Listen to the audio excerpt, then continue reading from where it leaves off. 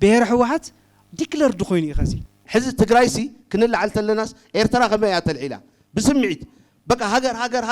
أنا تجراي مخان عيدلن ويكعتها تجراي نتحيز خقصل عيدلن تجراي تأبي ولخانة وهد من النتيجة بالله تجراي بتعمي diversified لخانة ندام حدا جيزي أنا تايلا يمس حفي جليس أيو هيلي complicated hybrid identity للو محبرسة تهلي تجراي نا تجراي حزبي تو مرحة حوحات بسنكنا مريحنا توركاتهم زمسو جنوسايد أو كينات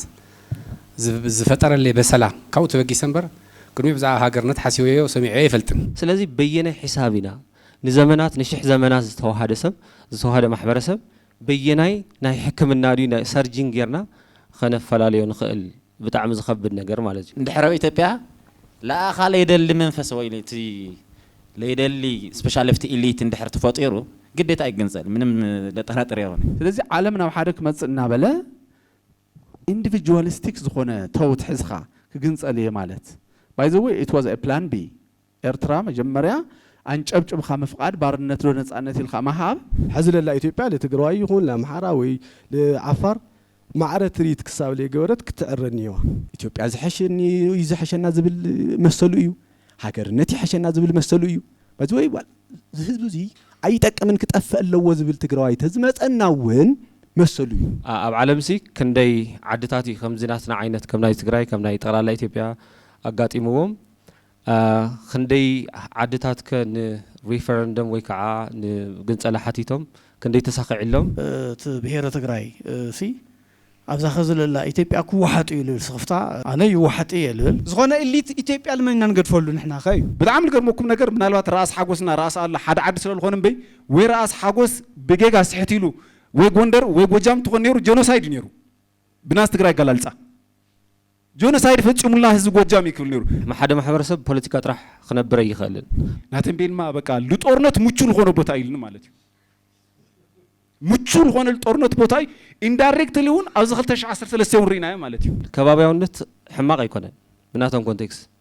አብዘን 50 ገለን ዓድታት ዘለው መራሕተን ነታ ዝተወከሉ ለዓዲ ንፋዓት እዮም ምሁራት እዮም ነታ ተወከሉ ለዓዲ ሪስፔክት ዘይገብር እንድሕር ኮይኑ كم أمريكا ون يتوصلون يمزلوا بقلص مالج تجارسي علل الكلمة اللي زقبنا نجار ناتنا بهليو كم مقالخ شعمو يالي قفح النيوم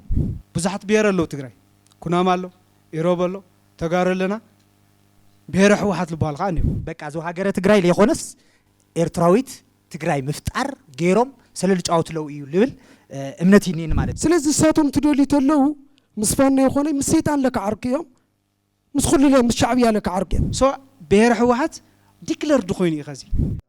يعني لي أب ديمقراطية إثيوبيا لأمن حدا صبو تزارب تجرينا إثيوبياوي كاب برزنتيشن كجمر يا ستوري تيلينج تتكون صبو نيري لي أمن مالت كونفينس كم مقبار للعلي كلهم حسابات يمسؤمو دحريو تلحشة لبهال ديسكس تتكبرلو صبو إلو الأمنة اللي نكبرهم أو قصلت مدرخات خو معينة متعرّي تكبر تسفى يكبر مالتيو كاو أبزن مدرخات على خل تسلسة نجارات كالعلمو لافتن نوع عليه حسابات كتحدة هاجرنا التجرب قدم حزب بورد مرز إثيوبيا فلوت النورو ودحو حتى راح للعال جيرنا ناموساد نجار له أنا خو معينة سمعتي بالله قدم أوارح قدم خل تسلسة سومون مس دكتور جبر يسوس قطع يكايدو النورو سوات أولات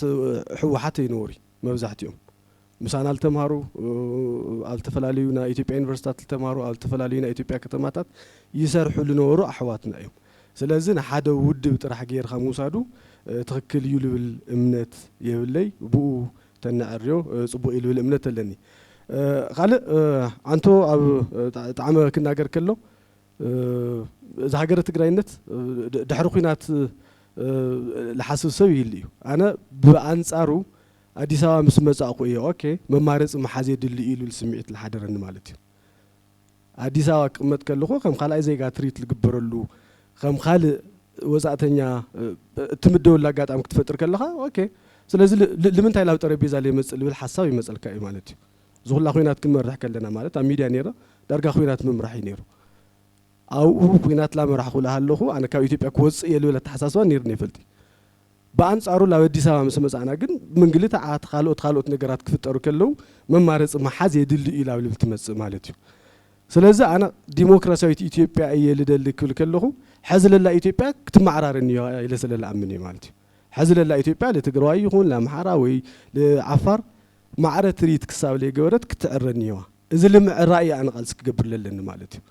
ኣብ ትግራይ ባዕሉ ካለ ከቢድ ቃልስኒ ማለት ሃገረ ትግራይነት ቅድመ ምሕሳብና ትግራይ ልብል ፎርሜሽን ኮ አማእኸል ይነርገና አነ ተወሊደ ብልዓወሉ ከባቢ ካብ አክሱም ልመፀ ወይ ካብ ዓድዋ ልመፀ ሰብ ካብ ትግራይ መፅኡ ኢልካ ኢኻ ትዛረብ ሰም ኣብ መቐለ ከምኡ ዓይነት ነገር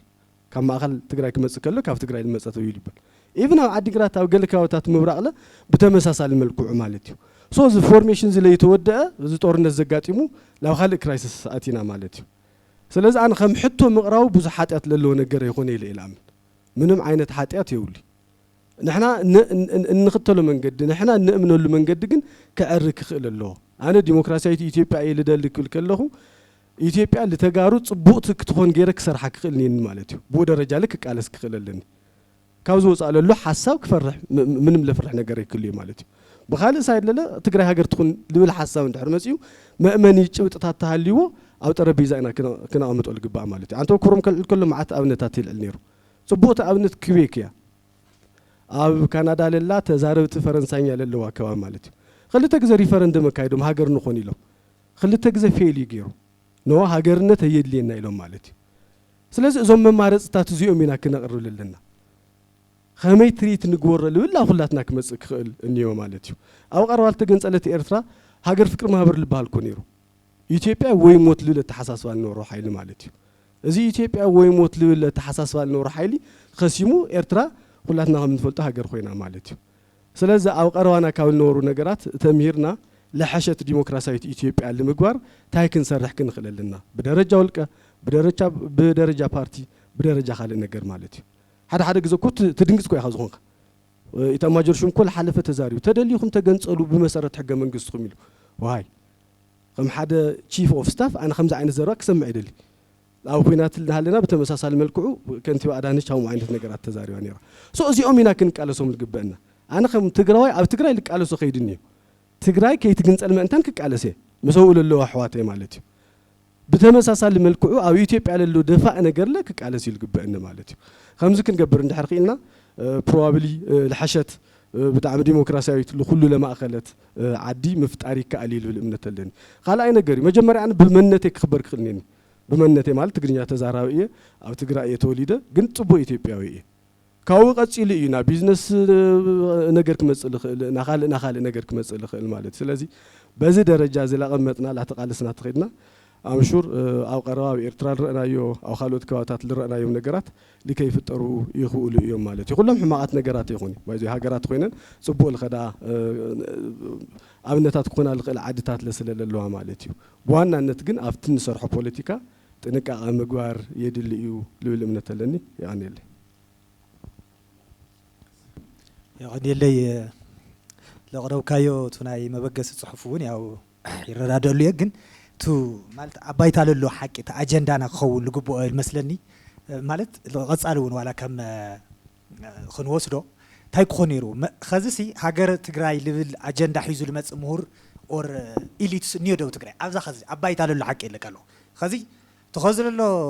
ወግዒ ኤርትራውነት ዶስ ኢትዮጵያውነት ልብል ኦልተርናቲቭ ኒዮ አው ሰዓት ዝለሎ የለካለሁ ብሱራ ባይታ ኤርትራ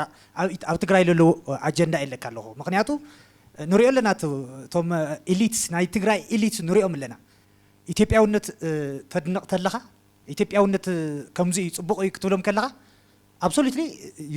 የሸማሩኻ የሸማቑኻ ኻሊ ነገር ይገብሩኻ ማለት አይ ኤርትራውነት ልብል መንፈስ ከዓብያው ትግራይ كم عينة أجندة تاتيوم نيو تقرأي سلزي زمورات زياتهمس كم عينة أجندة حيزوم بيوم كوينهم كم عينة وقعتها نيرو كوينو ولا تصحفات تزقرون politically interferنا جورافتو موران وشتي يعطفهم كم عينة مالت تهزبي بديمقراطية عيني أمسيخا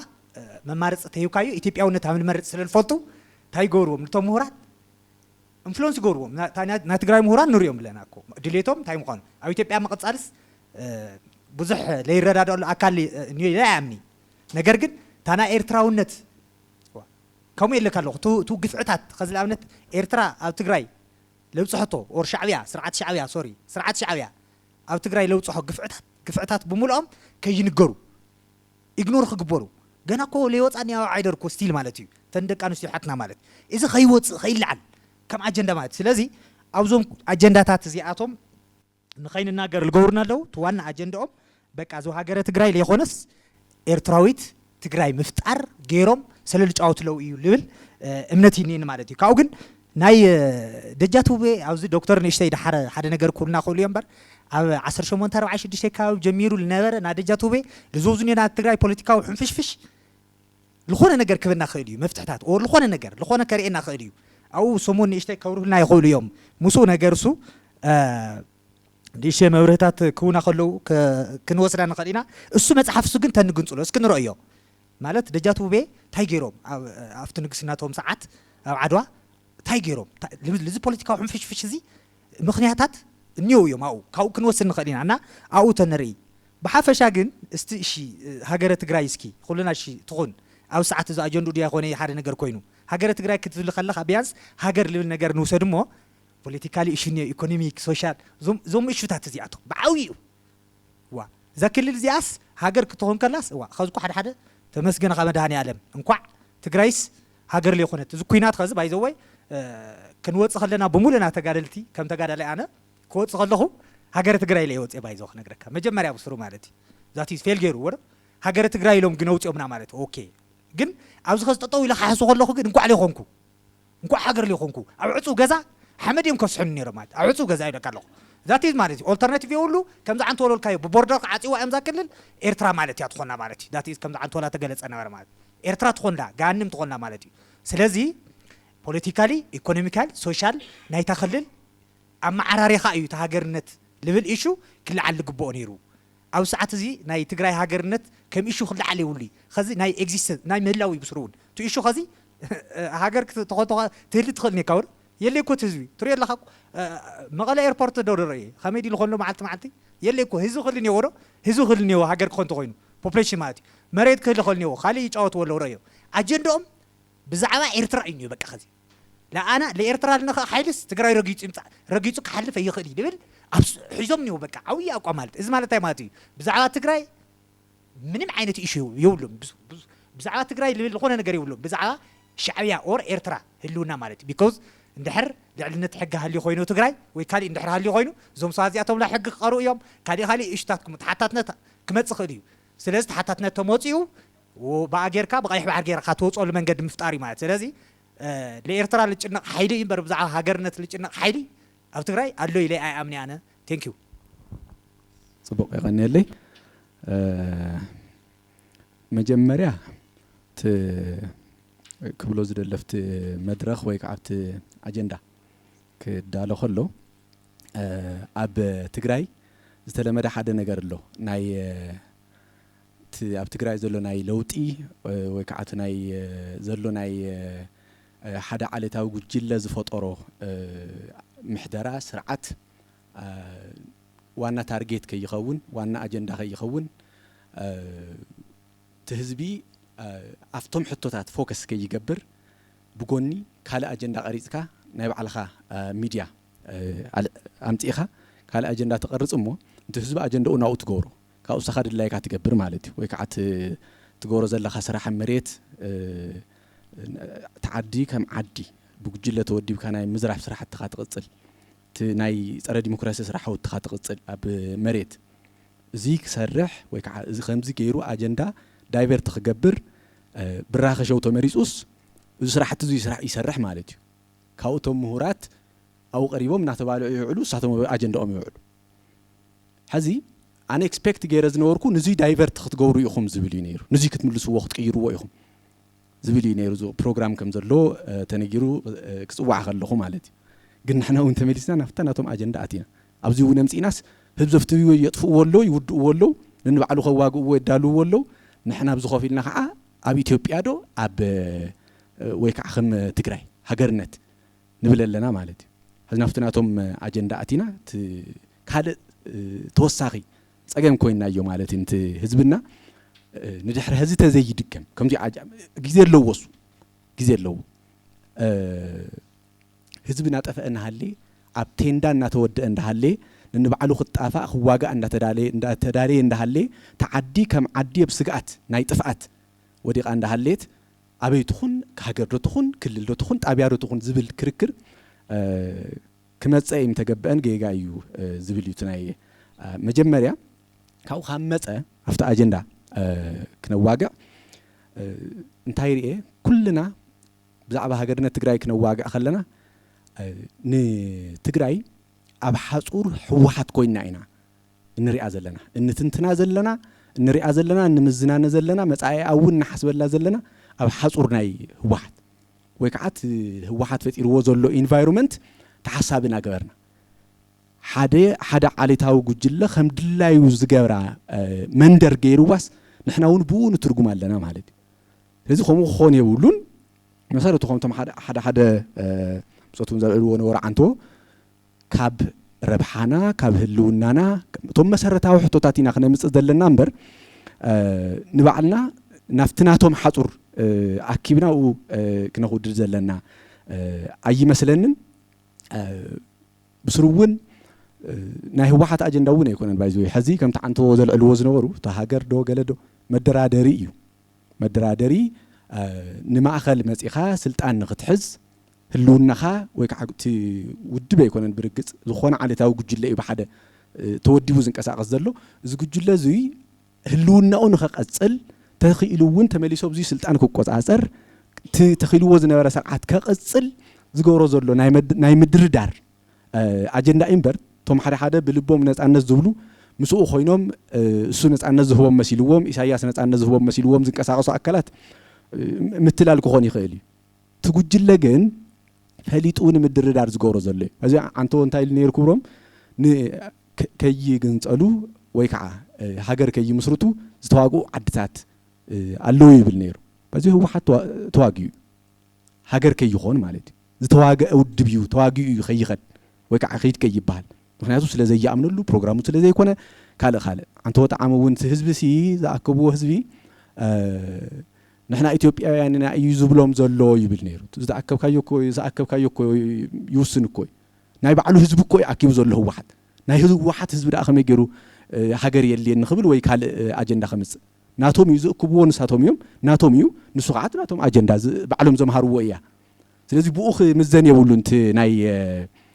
ትግራይ ህዝቢ ሕቶ እቲ መንእሰይ እንታይ ይብል ኣሎ ዝብል ኣነ ብስሩ እውን ካብቲ ናይ ስሳታት ትውልዲ ኣብ ህወሓት ሲሃሉ ካብ ህወሓት ወፃኢ ሲሃሉ ኣጀንዳና ወይ ከዓ መጻኢና ክንትንትን ከለና ስለ መጻኢና ክንሓስብ ከለና ካብቲ ትውልዲ እሱ ክወፅእ ኣለዎ ኢለ እንደዚ ሓስብ እቲ ትውልዲ እሱ ናይ ባዕሉ ግዜ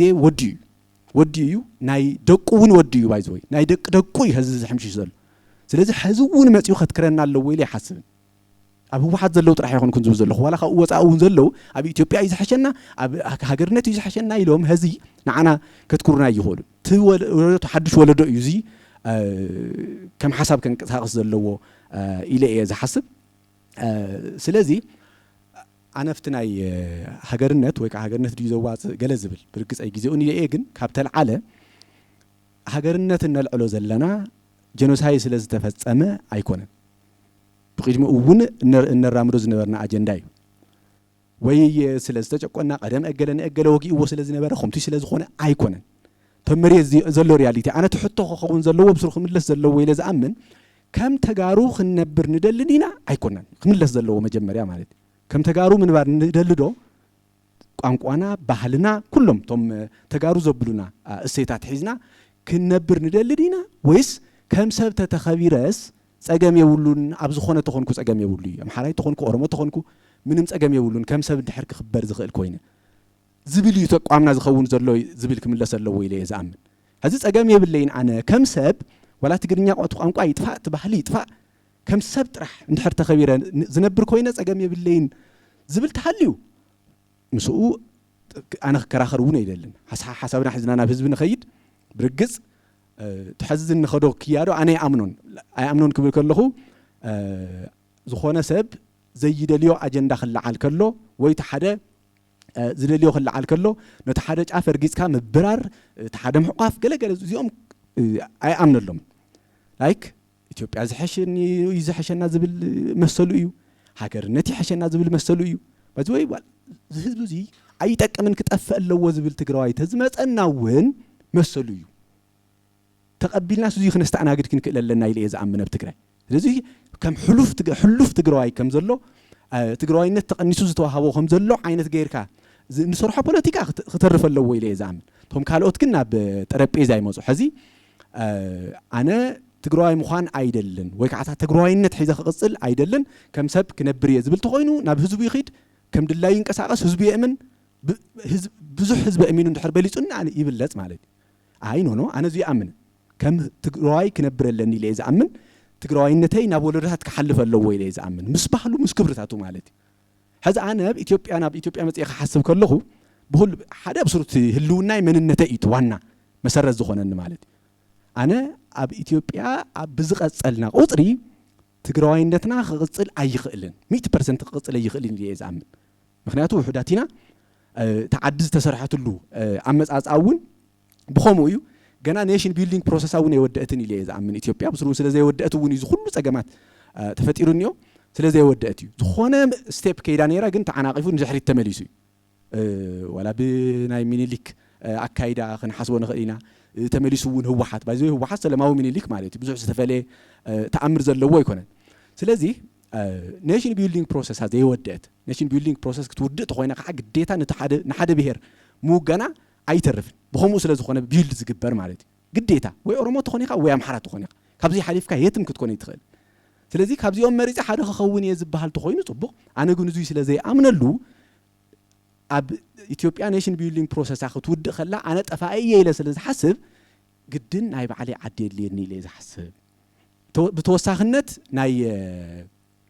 ኢኮኖሚያዊ ተጠቃምነት ክንልዕል ንኽእል ኢና ካልኦት እውን ብስሩ እውን ሓደ ህዝቢ መንነቱ ክቐፅል ተኮይኑ መንነት ክቕፅል ዝገብሩ ባእታታት ኣለዉ እዮም ንኣብነት ሃገር ንብል ኣለና ኣብቲ ሃገር እንታይ እዩ ክረክብ ተይልና ኣብቲ ሃገር ሓደ ሰራዊት ኣለዎ ባይዘወይ ሰራዊት ፕራይድ እዩ ናይ ህዝቢ ፕራይድ እዩ ንሕናነት ዝፈጥር ሓያል ዓቕሚ እዩ ንኣብነት ቲዲኤፍ ኣብ ትግራይ ፈጢርዎ ከም ዝነበረ ዓይነት ማለት እዩ ስለዚ እዙይ ክህሉ ኣለዎ ኣብ ከሪክለም መንነት ዝቐፅሉ ነገራት ክህልው ኣለዎም ሚድያ እዙይ ዝሰርሕ ክኸውን ኣለዎ ካልኦት እውን ማለት እዩ ስለዚ እዚኦም ሒዝካ እቲ መንነት ክቕፅል ተኮይኑ ካብ ወለዶ ናብ ወለዶ ክቕፅል እንድሕር ኮይኑ ግዴታ ንህዝቢ ትግራይ ሃገር የድልዮ እቲ ህዝቢ ትግራይ እንብሎ ዘለና በእዩ ካሊእ ዘዘራርብ ነገር እዩ ስለዚ ከም ናብ ሓደ ቆልዓ ናብ ጎረቤት ትልእኾ እሞ ክኸድ ተዘይደልዩ መሰረታዊ ዝኾነ ዘየልእኽ ምክንያት ይስእን ግን ክኸይደ ኢለይን ካብኡ ኣብ መንገዲ እሾኽ ተወግአንኸ ከልብተ ንኸሰኒ ከም መንገዲ ተጠምየኒ ከም መንገዲ ከምዚ ተኾንኩ ምክንያታት የምፅእ ከምኡ ዓይነት ክንገብሮ የብልናንቲ ናይ ናብ ሃገርነት ትግራይ ዝግበር ጉዕዞ ብከምዚ ክንወስዶ የብልና እቶም መሰረታውያን ነገራት ሒዝና ኢና ክንልዕሎ ዝግበአና ብዙሓት ነይሮም ናብ ላህጃታት ምውራድ ነይሩ ናይ ራያ ላህጃ ኣብ ትግራይ እንድሕር ዘይኽበርስ ዓይነት ላህጃ ዝተቐየረ ትግርኛ እዩ ስለዚ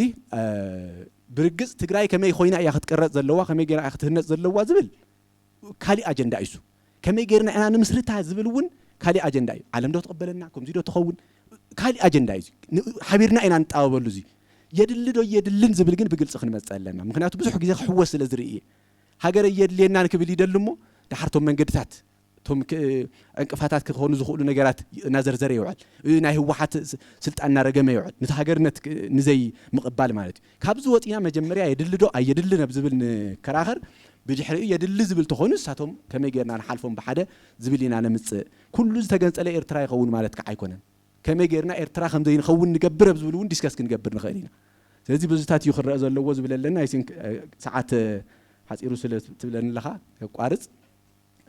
ብዙ ግን ክሪኦ ኣለና ዝብል ኣለኒ ይቐኒል ወዲ ሳምረ እየ ጀስ ኣነ እውን ቦርደር እየ ዓብየ ማለት እዩ ብትግራይ ሒሳብ ብናህዝ ትግራይ ቦርደር እየ ምስ ኣጎቶ ዋሲበ ኣብ ሓደ ዕዳጋ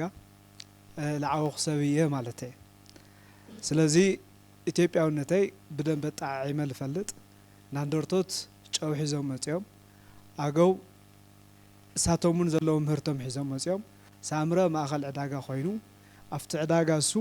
ብዙሓት ኢትዮጵያውያን ብዙሓት ተጋሩ ላረእኹ ለዓኸኹ ሳምረታይ እንደርታዊ ትግራዋይ ኢትዮጵያዊ እየ ማለት እዩ ሶ እዚ ኩሎም እዚኦም ዝኾነ ይኹን ሰብ ክምንጥለን የብሊ ኣስክራይብድ ሳተሰይ እዚ achieved status يكون achieved status كل جزء يمنطلي expire يقبري achieved ascribed status جن by born تغنيهم يا بق سب مخان قال بالتفترخا حقي ايدنو حق ساتون لوزي حقي سويلو سيرتيفاي مسغبركا لتغنيهم يم سم ولدخا متعاويتخا عدخا زيهم بملኦም لتغنيهم نانو سخا بحد الشع سخا تግራوي طرحيخا تግራوي هاغري زدليكا زول ነገር كمصيول كردني كخللو ጥቅምታት ኣብ ኢኮኖሚ ስታተስ ፖለቲካል ስታተስ ሶሻል ስታተስ ይከረደንለው ተዘይለይ ኣነ ኸስታይ ንርኢ ለና ንእሽተይ ምስ ዮሴፍ ሸር ልገብራ ኩሮም ታይ ክንርኢ ደሊና ነርና ታይ ኣጀንዳና እዩ ማት ኣጀንዳና ኸዝን ሃገርነት ድዩ ንሃገርነት ሕቶ ለለው ሰብዲን እዩ ዝገዛለ ማት ገዛውን ዘር ተዝረ ኸዚ ልኾነ ሰባት ሃገር እንደሊና ስለልወሉ መሰሎም ላቶም ሰምዓም ለና ሳቶም መጽኦም ወዚ ልካትዕና ተልኾኑ ነይሩ ነውግዕ ነርና ተዘይለይ ማንም ሰው ሃገርነት ክደል ኸሊ ማንም ሰው ክልልነት ክደል ኸሊ ዋሕድ ሰው አንደርታ ክልል ክንኾይና ተንብልኻ መሰልኩ እንደርታ ሃፋትሚና መቐለ ገፊሕ ዓዲ እዩ ታሪኻዊ ዓዲ እዩ ፖለቲካል ስሕበት ለለዎ እዩ ታሪኽ ኣለና ባህል ኣለና ወግዕ ኣለና ላዛ ኣለና መንነት ኣለና ኢልና ንኣምኒና ልክዕ ኤክስፔሪንስ ተገይሩ እዩ ኣብ ኢትዮጵያ ላብነት ሲዳማስ ክልል ኮይኑ ሲዳማስ ክልል ኮይኑ ኣዋሳ ሒዙ ማለት እዩ ኣዋሳ ናደው ክልል ኢንቨስት ገይርሉ እዩ ትግራዋይ ኣብ መቐለ ኢንቨስት ገይሩ እዩ ምንም ጥርጥር የብሉ ኢትዮጵያዊ ኢንቨስት ገይሩ እዩ ኣብ መቐለ ምንም ጥርጥር የብሉ ማእኸል ከተማ ስለልነበረት ማለት እዩ ስለዚ ኩሉ ሕቶ ክሳናገድ ክኽእል ነይዎ ግን ፕራዮሪቲ እንድሕር ንቐፅል ለሊና ፕራዮሪቲ ናታይ ኣጀንዳ ናታይ ሃገር ልብል ለሎ ልብል ተሃልዩ ኸዚ ድዩ ክኾን ለለዎ ካብ መኒና ክንፋታሕ ንብለና ሳይሰይቲ ክፋታሕ ንልፈልጦ ማለት እዩ ወላዲ ካብ ውላዶ ይፋታሕ ጉጅ ክወፅእ ልብል ተኾይኑ ለለ ምስ ጎረዋይ ተረዳድዩ ምስ ወለዱ ተረዳድዩ ምስ በዓል ተሓዳሩ ወይ ምስ በዓል ሓዳራ ልልመፅእ ተረዳድዩ ምስ ቤተሰባ ተረዳድዩ ንሕና ብስምዒት ሕወሓት ተባሪራ ከአዲስ አበባ ተባሪራ ዝኾነ ፓርቲታት ከመሻሓት ፈሊሐን ብሄራውያንና ዝብል ማለት ሓድሽ አጀንዳ ኣብ ትግራይ ሕወሓት 2010 ሉዝ ምስ ገበረት ናይ ኢትዮጵያ መንግስትነት ሉዝ ምስ ገበረት 4 ኪሎ ፈሊሑ ብሄራዊ ዝብል ውድባት መፅዩ ማይዘ ብጣዕሚ ንገርም ከም ብሄር ከም ተጋሩ ብጣዕሚ ንገርም አይ ቲንክ ና መጀመሪያ ከይኮናው ነው ኢንተርቪው ምርጫ ቦርድ ኢልና ለጣይሽ ነው ኮይና ኣብ ክልልስ ምርጫ ቦርድ ኢልና ናብ ዓልና ሕገ መንግስት እኳ ተንጽሕፍ ኮ ጽቦ ነይሩ ምርጫ ቦርድ ለጣይሽና ጀኖሳይድ ልጸዋዕና ኢሊት ኮይና ትግራይ ኢሊት ዓጽም ላቆጸሩ ልውዕሉ ሰባት ኣብ ላዕሊ ገይርና ሱፍ ኸዲና ታይትሎም ተጠቂምኻ ትግራይ ዝበሃል ማት ሓደ ግዜ ክተኣምነው ነው ይትኸሊ እሞ ድማስ ንሕና ኢና ሕገ መንግስት ጽሒፍና የልና ንሓስብ ከም ብሄር ማለት ማት ከም ብሄር ሆም ስለ ልሕሰብ ማለት ስለዚ ስኢልኻ ብልተወቃዓኻ ቁጽሪ ካብ ገዛኻ ይትግንጸል ወላዲኻ ስለ ልወቅዓካስ እነኖ ድሓው ይልኾን ኢልኻ ወይ ፋቶ ይልኾን ኢልኻ ኣብ በረኻ ሓደ ልት ኢኻ ትሓድር ትኹሪ ድሕሪ ግን ተስተውዕል ኢኻ ትምለስ ኢኻ ስለዚ ስኢልኻ لخونا أكل بزخورنا ولخونا إليت كم زخورنا زلوا بايزو إشي لخونا إليت بكا خم تجارش لخونا إليت مسيلنا تبايزنا زخونا إليت إثيوبيا لمن نقد فلو نحنا خاي كلنا إثيوبيا تاريخ لبال جوجل تنقبري خون مصحف تريفر تنقورو إنجليش فور إثيوبيا كوينا تمايرنا خلي يكو حدا قوم تنا فرنج كو أنقوا بعرس إنجليش فور إثيوبيا أنا تمايرنا نا إثيوبيا هيستوري تمايرنا سازي خزي right now identity بيل جبر لبحال نجار أيك مزي حواحد سل الخريت أنا هاجر يدلي حواحد سل الخريت كل الكون يدلي أنا سل الخرّه أنا إيه حسابي كالعللني أنا الحواحد البدل لنيلي سل سامرك جنسل لا أجو خد هم دي كون للو تنت ترند ولا ودي خد للو الحواحد يك على سللني بران جلاتي البران جلاتي يك على سللني كليرلي أنا وين يدقفون عونا تورنت جزء بمأخل عد بزح بحال نيرو بتجري بزح بحال نيرو أنا خلتي يوم سلا يوكلني لخلتي يوم ملسيوي خلتي يوم لا يوكلي أو مقال خوين زفكر زناور حيلون أيوكلنا أفتيون هو حتى قادل تيلاتو اللي قادل إليت ሕወሓት ተጋደል ኢላቶ ልጋደል ፕሮፌሰር አቸጋሪ ምሱ ሃገር የሆነሲ ክልል ለክንሐሶል ይለለና ክንሐሶልና ፕላስ እንደገና አይደ ኣብ ትግራይ አይኒ ጨፋል አቅባይ ዘይ ራይት ናው ከዚ ላያ ልርደን ልግለይ ብዙሓት ብሄር አለው ትግራይ ኩናማ አለው ኢሮብ አለው ተጋሩ ለና ብሄር ሕወሓት ልባል ኻኒው the same language እዮም the same dressing code ነዎም the same language ይዛረው the same ትግርኛ ኮይኑስ ናውዓሉ ፎርሙላ ኣለዎ ናውዓሉ ፎርሙላ ኣለዎ ናውዓሉ ናምርዳ መንፈስ ለለዎ ሓደ ዳራሽ ናውዓሉ ከለር አይደንቲፋይድ ልገበረ ናውዓሉ ባንዴራ ለለዎ ሕጋዊ እውቅና ያህልዮ አይያህልዮ ቢሊቭ ልገብር ለአመን ኢቭን ኣብ ሃይማኖቶም ማለት ኢቭን ሃይማኖቶም ገና ካፍትና ኮሚኒዝም ለይወፁ ላፍትና ትግራዋይ ባህሊ ወግዒ ለይኣተዩ ኢቭን ና ሓዘን ሲሰሞ ና መርዓ ሲሰሞም ተሪኻዮ ሙሉእ ብሙሉእ ካብ ተጋሩ ዝተፈለየ ማለት አይደንቲቲ ሰፊሕ ስለዝኾነ መዐቀኒ እየ ሶ ብሄር ሕወሓት ዲክለርድ ኮይኑ እዩ ኸዚ ላ ያጽንዕተ ልበሃል ሃም በዓል ሞያ ዲክለርድ ዝኾነ ብሄር ሕወሓት እዩ ሰስ ከም ብሄር ክንከባበር ክንኽእል ኢና ኣነ ዞም ብሄር ሕወሓት እውን የኽብሮም እየ በቃ ግን ክረግፁኒ ግን የፈቕደሎም ምሳየ ሓደ ዓዲ ሓደ ትግራይ ሓደ ሳምረ ደቂ ሳምረ ኮይኖም ምስ ብሄር ሕወሓት ኣባላት እኒአው ማለት እዩ ዜሉ ኣለኹ ኣነ ስለዚ ዕዳጋ ላበይ ዕዳጋ ክንኸድ ዕዳጋ እኮ የለይ ኸዚ መቐለ ትግራይ ናመቐለ ፖለቲክስ ወይ ና ትግራይ ፖለቲክስ ዕዳጋ ይብሉ እኮ ኸዚ ክነትርፋ ኢለለና ህዝብና ነትርፍ ታ ዮሴፍ ሎ ለመጠረሻ ማለት እዩ ምስ ዮሴፍ ኣብቲ ሃገርነት ኣይንስማዕምዒ ፐርሰናልም ነውጊዕና ዋላ ኣብዛ ዝለለለ ኣይድግፎይ ሃገር ልበሃል ሰብ ኣብ ጎረባብትኻ ለይፈቐዱልኻ ምሳኻ ክልል ለይፈቐዱልኻ ትሕገ መንግስቲ ባዕሉ ፕሮሰስ ኣሎ በቲ ፕሮሰስ እሱ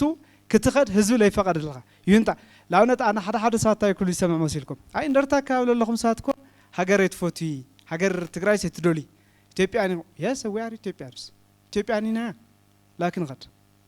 ለኢትዮጵያስ መስሪተያ እየ መሪሕያ እየ ራስ ወለስላሴ መሪሕማ እዮም ሃፀይ ዮሃንስ መሪሕማ እዮም ኣሉላ ጀግና መሪሕዋ እዩ መለስ ዜናዊ መሪሕዋ እዩ ማት ገሊኡ መለስ ዓድዋ ለእዩ ኤርትራ ለእዩ ጎጃም ለእዩ ላለ ብሄር እንትን ይገብሮ እዩ ሶ በዓሉ ብሄር እዚ እስካብ ለየለ ድረስ ብሄር ሕወሓት ምንዋር ግን ኣነ 100% ስለልፈልጦ ማለት እዩ ስለዚ ስለልኮረኻ ይኾንካ ይትወፅእ ስለልኮረየት ልተፋትሐ ተዶር ኢና ንፈልጥ ኣብ ትግራይ ብግዚያዊ ኩራ መሰረታዊ ቤዚክ ኣጀንዳ ልዒላ እያ ሓንቲ ዶ ትፋታሕ ሓደ ቦ ካብ በዓልቲ ገዝኡ ወሊዱ ዘሚዱ ልፋታሕ ቤዚክ ሕቶ ልዒሉ እዩ እምበይ ኮሪኻ ይኾነ ሃገርነት ልነጽ ሃገር ቤተሰብ እንድሕር ነብለልና ማለት እዩ ስለዚ ሱልኻ ዓደይ ትስደዲ ብመሰረቱ ግን ከምተ ኣነ ኣራርሻ ና ታሪክ ምሁራቲና ገለልና ገለ በቃ ብዙሕ ነውጋእ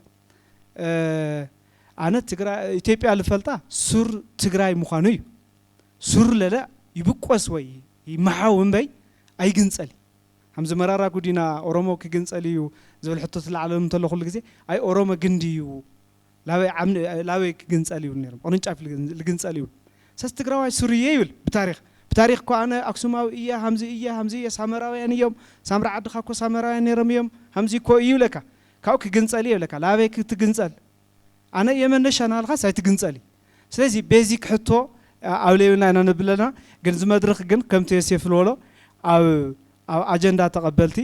ወይ ኣጀንዳ ውሃብቲ ጥራሕቲ ይኾነስ ኣብቲ ኣጀንዳ ሪል ኣጀንዳና ኸዚ ተኣዩ ዝብል ነገር ተንወስድ ጽቡቕ እዩ ኣለል ቴንክ ዩ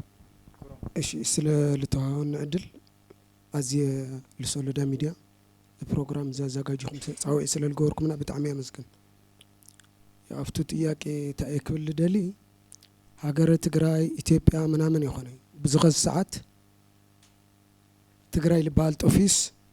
ኤርትራ ልብል ማንነት እዩ ኣብ ትግራይ ዘሎ ማለት እዩ ተተሓሳስባ ይኹን ኩሉ ነገር ማለት እዩ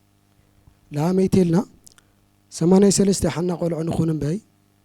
ኣብ ኢትዮጵያ ናሃለው እሳቶም ብትምክሕቲ ዓዊሮም ህዝቦም በኤርትራዊነት ልበሃል ሃመ ሲንጋፖር ንገበር ኢና ኢሎም ገንፂሎም ሕደግዎሞ ሃመ ሲንጋፖር ሃመመን እውን ክትኾን ይኽኣለት ማለት እዩ ተሓቂ እዚ ትግራዋይነት ንብል ተለና ተሓሳስባ ኢለ ኣምናና ምክንያቱ 30 ዓመት ሙሉእ ኣብ ኢትዮጵያ ل3,000 ዓመት ኢና ነርና ሓና ኣብቲ 30 ዓመት ውሽጢ ዝግን ትግራዋይ ሞሪሕ ድይኻ ትግራዋይ ሲ ሓና ንመርሕት ኣለና ትኽክል ኢትዮጵያውያናት ንመርሕት ኣለና ድማ ተጋሩ ንኾነሉ ምኽንያት ታዩ ይብል ኸዝትኢሊት ጌጋ እዩ ትግራዋይ 30 ዓመት ሙሉእ ከም ማንም ኢትዮጵያና ተደቆሰል ነበረ እዩ ግን ኣብ ማእኸል ዓድታት ታይ ንኾን ነርና ሓና ጠበቃ ሕልፊ ሃም ረኸብና ሕልፊ ዋጋ ሃም ለኸፈልና ኢና ንዛረብ ነርና ትግራዋይ ምስ ኣምሓራይ ተዋሊድ እዩ ትግራዋይ ምስ ዓፋር ተዋሊድ እዩ ምስ ኦሮሞ ተዋሊድ እዩ ምስ ኩሉ ተዋሊድ እዩ ነይሩ ኢለ ሃገረ ትግራይ ክንብል ተኾይና ምንም ችግር የብልኩ ንበልደይ ታይና ግን ሒዝና መጀመርያ ኸዚ ኣምታይና ኘና لمنتاينا هاجر تجري كنول نخل جبرنا خكوت راح عقرو وصيو كاب بخفت محراس لو زمناوي تكنولوجي تغير ديو لغبر رأس خنيا ودا تجباري لنا حاسبنا دنا بمجمرة مالتي إثيوبيا كنت كمل لنا لقبا درجة بملو تجراي تغمو خل نجارو أو إثيوبيا تزرق حل نبر كاو إثيوبيا حليفو فقد عراقر لن خدانيو أنا حوات تسرعات جن أو تقرأ يتقمو تهزب حيزو مالتي أنا كم حدا تقرأ لي كاول قرمكم سنترال كوماند تقرأ لينا سنترال كوماند سي تما يتقولوا لا هادي ما تصورقت تورقت سو أو تقرأ بركاتنا لنا مالتي تايل بلي مسا تقارسي سيم لنوركم ناسيم زر لنوركم سي تقاقي خمخم تقاقي ناينا لا أخو ما ميرناكم سلازي كولو ما عند جميركم كشو خمسهم زين يوم موزل بساط يوم كتير يوم تخليهم مالت تأيو يلكا خزل المسالس تخارا غيرنا بزحوا قاق لنا لو علنا مالتي سيمينا توهيلنا إن عوينا لما صانا يو زرع حرق لنا سلازي ساتهم تدولي تلو مصفانا يخوني مسيتان لك عرق يوم مسخل لهم الشعبية لك عرق يوم أوزل لنا قن بليس اللي تمهارنا أخونا عبيت سواد كن لكم نخل تقراي بيانس تهزوي كوزي تشقر الزلموسع أو صبغنا قر التمركوسات حساس وحيزنا تنمسلو تهزوي أبنا تلاچا أبنا قتاليتنا يا هندي 30 عامت مولو نيخا سلطان تنيرو تماريح خا تقراي أورومونا چفچف كان يركا أخا كيرويلكا تمكحتنيا نوالكا يون يركا أخا لعفر عاد حريان نوالكا يون يركا أخا لدو هزبي كل فافيل كايخا الصوتم تبدلنا لهم بأهدك توسط له سلف دماي هندي لهم كن حقزم لقبانا حق من قسط مفرسيلنا كم كلل وانجلنا يوم اللي زيادة فات لو علينا لما تسوي انجلاتني حماق نقر عرنا شعيت توسط له حنا هم إثيوبيانين اللي توسط له صبغ نقر لا رأي له كزينير تقرأ خلي من تعيو لأنا لامبوا سبسي سينا مستورو موغن مستخلط كللات لما مستنا محرا أكالسي تاريخ ناسي تولي تاريخ تمركزسي لكراخر تقرأ يدخلني أن أي فيت لفيت بحسب درجة مغنياتو تمر لطولة نحو حتى وقع خويني المتس أبزانيا وكزي كنريو تلنا مالتي نازو تقرأ توقع خوينو لمس اللي تيرا أخوي مالتي أو زخص ساعات لا بليس أوزل لنا ساعات كنا استوعلو لقبنا أهديد نأورمو منقستي نازو تقرأ يتسأل أيو لا بالبل حسن موتيوم يوم مالتي اللزيات كن جيجاي لي أمن أنا ساتم كتقمنا تخونم أفتتفات لتهلي وم قد مخزبنا إثيوبيا تفات قفعت فاتي مومنا لك كنت يقول خلو بحق سرعتين بي كنت يقول تخونا بحق سرعتين بي جنسايد سليلويل كالي يخوني أنا أوزي تتولي عيش بس تمج الرشاقن حنت دقيقة يفقد لي بس تمج الرشا سرعات زي هم بيلو كل يخل لم يفتحي تتعتي مالتيو أنا حدا نجر كألي لخال كمبركخ لخال تموت إلى الحيلي العالم لنا تشجر سل النورة هم شفتها لتعلم تبارس كاشبر سل الخال بزخ الساعات عتق حيلان لنا بروتاو قال سلك تدقف تقوليهم بزعنا جرج تمفتحي له الوسدقين للسرعة تزك اللي تكون كم من قد حزب تقرأي أمنا يسلام حيل للسراوي تالو بالخالنا يو مخنيات تاني دقفو مخنياتو مسكوت ديمقراسي زي تقرأي خوين اللو تبرخ على اللزي لي تبي عادقو مش شعب يسوي حكايات فإنها الخل حيلي مساس وراتو أما قال تقول سلولو لتحرام مريت لولو سراوي تندقفو ثانك يو يغني اللي أنا كوا بزح جيزة سلل زارو تيتزارو كي أغوص مريت أنيرة كوي نجن حنت نجار حنت حساب نمهاوي تحنت قدامي نجار انت أيو زو هاجر نخون داي نخون برقص لبزح هزبنا بتندا بقرب صحاي بتميت إنها تتقفح بزركولو توجئنا من معينة سيرفيس بزيره واللوان أركبهم اليوم كبلي خليسة جن كعادي يقول في حتى مخنياتهم أنا تبع هاجرك زعت من نجار مزانا قعت يزبل أنا إثيوبيا سي خم نايت جرواي تصادفو يدلي أيو زهز النيات خونتات الحشة لو تصبق نجار لخت كير تجرواي بملء حيلو عدو سلاز خونت كسات فلو سلاز زو حمس زبل عدبا عدنا هالو كخالع عد محلام لوات أيكون جيزة ما باخنيو فلتات ما باخنيو عقم ما باخنيو أو عنيني زنبر سلازي قل في نجاريز نجارزي ولا أو تحت الخون يكون كوين خا ولا كوينات كوين خا ولا تصبح كوين خا ختحاسوا اللي زجباي مخنياتهم حيلنا أنا خيرنا مس خال مستهزي إثيوبيا ودينا مس بارت أنا political part سلازي كونكو ناي بارتي كنجيت كم هريك لين انتو حدا حزب جن كتحاور له حارستاي كتحاور له خالق كتحاور له الامن سلازلن انت ايسو قال انت ايو حنت فرح عني انا خطو قد زريل يا فرحي fear of assimilation بقى تجرايس ابوز حزب تاعت سلاللا ندحر دات حواويس ناس كن مارعو ندارعو اينامو ባህልና ንግዛዕና ንብኡ ገይሩ ክጠፍ እዩ ዝብል እዚኣ ፍጹም ጌጋ እያ ከምኡ እንተኮይኑ ብዚ ሓሳብ እዚ እንተኮይኑ ዓዲ ዝበሃለ ይህሉ ብሕቡራት መንግስታት ተፈለጣ ልዕሊ 193 ኤግዛክትሊ ናይ ሕቡራት መንግስታት ዓድታት ኣለዋ ኣብዚአን ሓንቲ ብሄር ጥራሕ ሒዛ ዝተቐመጠት የላ ስለዚ ኩለን ክብተናንየወን ማለት እዩ ላብ ክንደይ ሽሕ ክንደይ መዓት ዓዲ 30 ሽሕ ድዩ ገለ ዓዲ ኢና ክንርከብ ማለት እዩ ከምኡ እንተኮይኑ حزت أيو أو إثيوبيا تحنت خنتنك أزجبنا نجار قاموا أتجرينيا تجارو قام كتقوم نايجدني أبزل له اليوم بفلا يتجري نحلو ولا بدي سوان تخونو ننسساتهم تجرينيا خطقوم نايجدني كاله إثيوبيا ون تجرينيا قاموا خطق عملنا مسجد ذركوا كام دلو بفقري خنشط خنكلا لنا كالو تجارون كلام دو لم يدمون كون يرمي بوز حسابات كانوا يتجرينيا قالات ناب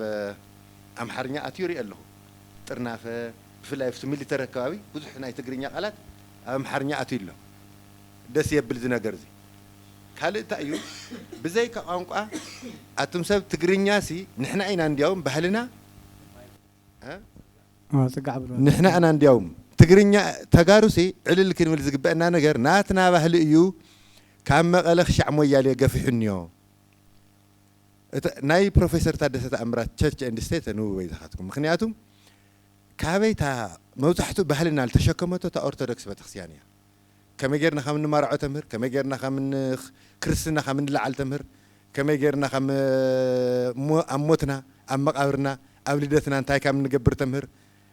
لدخا خامي لزيهر زلنا تبهلسي أو ألتتأنتني أفتسل منا ون كامو هذه أفتا أورتودكس مهنات نايتا قارئيد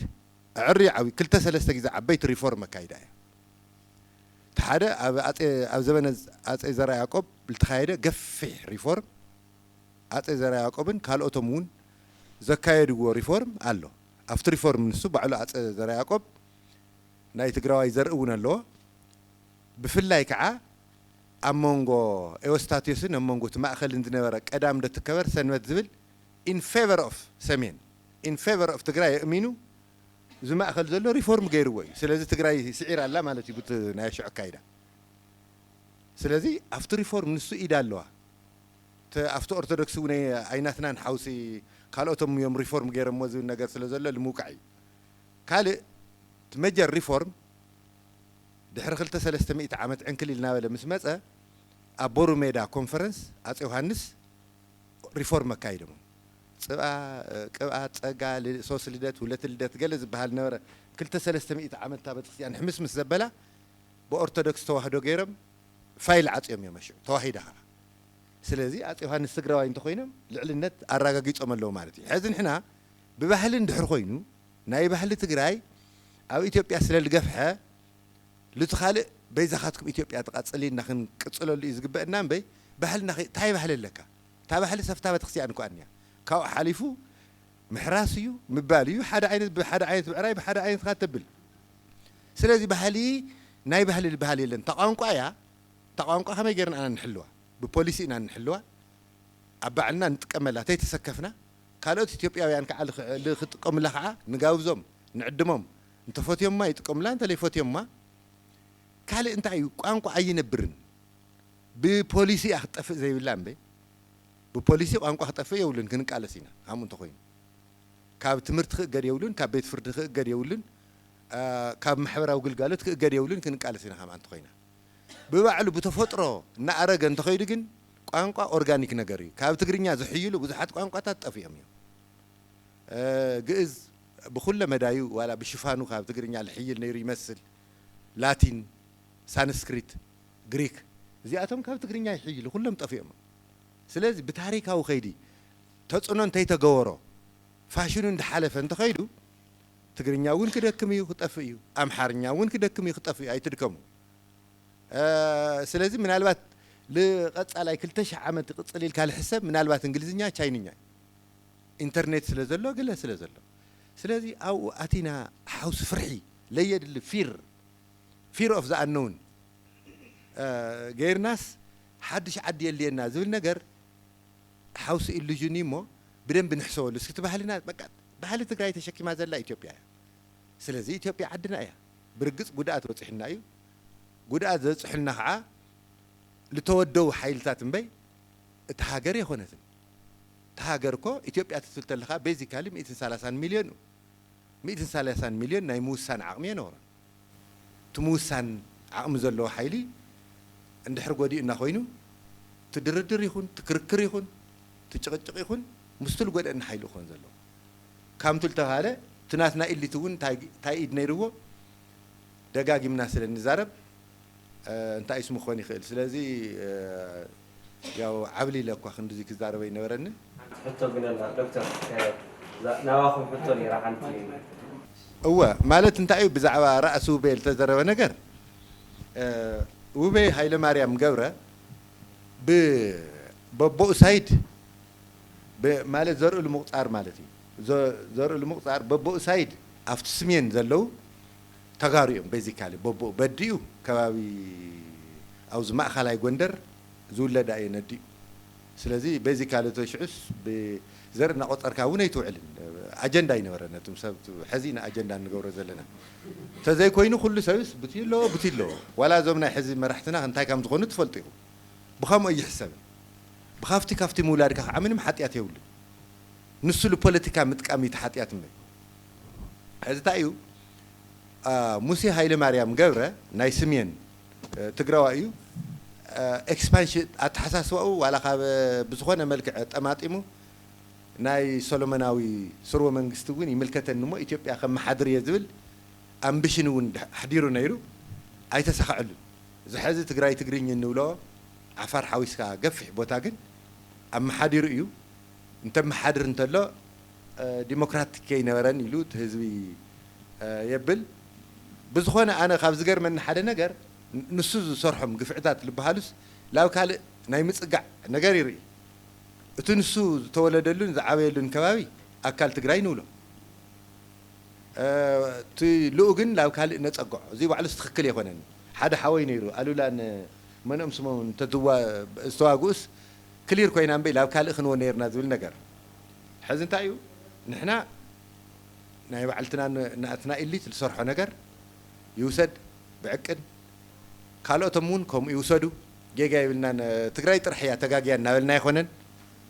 ካልእ እውን 100 ጌጋ ኣሎ ስለዚ መጀመርያ ንሕና ናይ ባዕልና ፈትሽና ንረዳእ ሳቶም እውን ናይ ባዕሎም ይፈትሹ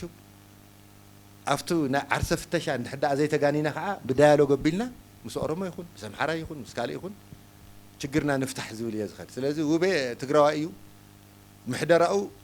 ሓያል ሃርሽ ከም ዝነበረ ከባቢ ኩሉ ይዝረብ ስለዚ ላምን ከም ምክድር ብዮም ጽቡቕ ዝበለ እንተኮይኑ ትግራዋይ ጽቡቕ ዝበለ መመሓደር እንተኮይኑ ትግራዋይ ትብሎ ሕማቕ መመሓደራይ እንተኮይኑ ካልእ ትብሎ እንተኮይኑ እዚ ልባዕልኻ ምፍታሽ የድሊ ካልእ ልጸንሐ ትረንድ ዝበሃል ነገር ኣሎ መብዛሕትኡ ግዜ ኣብቲ ማእኸል ዝቕመጡ እቶም መራሕቲ ተጋሩ ይኾኑ እሞ ካብ ማእኸላይ ዘመን ጀሚሩ ካብኣቶም ግን ኣብ ትግራይ ብትግራይ በኩል ሪቮሉሽን ይለዓሉ ማለት ናይ ተገንጻላይነት መንፈስ ይለዓሉ እዚ እውን ከም ሓደ ኣጀንዳ ተንወስዶ ስለዚ ንምንታይ እዩ ከምዚ እንድሕዳኣ ብተደጋጋሚ ዝኾን ኮይኑ ዋላ ተጋሩ እውን ኣብዚ ኮይኖም ኮይኑ ጠቅላይ ሚኒስትር መለስ ኣብ ዝነበረሉ ግዜ እታ ናይ መጀመርያ ሬዚስታንስ ዝመፀት እኮ ካብ ባዕላ ካብታ ሕወሓት ብሬክ ኣፕ ካብኣ ተልዒላ እኳ ዝተበለት ቅድሚ ካልእ ኢትዮጵያ ኣብ ጠቅላይ ሚኒስትር መለስ ዝመርሖ ዝነበረ ጉጅለ ሳዕራይ ኮይኑ ዝወፀ ማለት እዩ ልኡ ናይ መጀመርያ ናይ ስልጣን ፈተና ዝነበረትስ ካብ ኦሮሞ መፀትን ካብ ኣምሓራ መፀትን ካብ ትግራይ ኣመፅያ ስለዚ እዚ ነገር እዚ ምናልባት ትግራይ ሓዱሽ ሓሳብ ሒዛ ምምፃእ ማእኸላይ መንግስቲ ቻሌንጅ ምግባር ኣብ ምፍታን ልፀንሐ ባህሪኣ እንድሕዳእ ኮይኑ እዚ ተምሂርናሉ እቲ ጅግንነት ንወስዶ ግን ፖለቲካል ካልቸር ግን ብፍላይ ናይ ውግእ ዝመስል ነገር ለህዝቢ ላብ ሓደጋ ለየውድቕ ብፍላይ መዓዝ ትዋጋእ ብኸመይ ትዋጋእ ጉልበት ቆጣባይ ዝኾነ ነገር ከመይ ትዋጋእ ዝብል ነገር ለወደፊቱ ናተይ ናታትኩም ትውልዲ ክሓስበሉ ከም ኣሳይመንት ክንወስደሉ ስለ ንኽእል ማለት እዩ ይቐኒየለ ብጣዕሚ ምስግን ኣድል ስለ ዝሃብኩምኒ ኣነ እኳ ያው መምህር ክብሮም መሳርሕተ እዩ እዚ ዕድመ እዚ ምስ ነገረኒ ያው ጀስ ምድማፅ ለፅቡቕ ነገር እዩ ብዙሓት ዕሊታት ምሁራት ኣለኹም ሓሳብ ጀስ ኣደጋ እዩ ነፃነት ዲስከስ ምግባር ዓብይ ነገር ስለ ዝኾነ እዚ ኣቴንድ ምግባራይ ቆንጆ ነገር እዩ ርኤ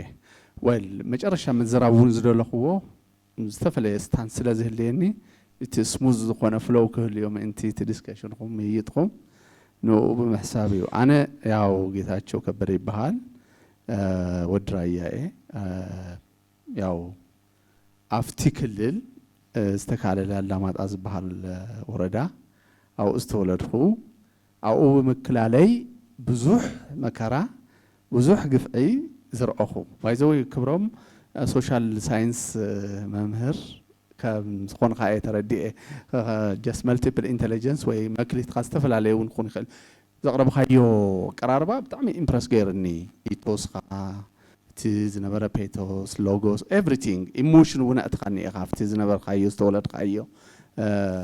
ዋላ ማዕሮ ናብ ዝመፂኻ እውን ናብ ቆቦን ኣላማጣን ዘቕረብካዮ ኢንስታንስ ሊቭድ ኤክስፒሪየንስ ስለ ዝኾነ ቆንጆ ነገር እዩ ኣድማፂ ፓነል ኢኒሽት ኢኻ ጌርካ ማለት ሰብስታንሽት እድኾነ ፉል ፊሌጅድ ሪሰርች ኣይኮነ ናይ ፓነል መልዓሊ ሓሳብ እዩ ሶ ኢት ዋዝ ጉድ እየ ዝብል ኣነ መልዓልካ እውን ፅቡቕ ስለ ዝነበረ ዊዝ ዲው ሪስፔክት እቲ መልዓሊ ሓሳብ ብዙሓት ኣሕዋትና እውን ተመያይጦምሉ እዮም ቆንጆ ሓሳባት እውን ሰሚዐ ማለት እዩ ኣነ ናይ ሕወሓት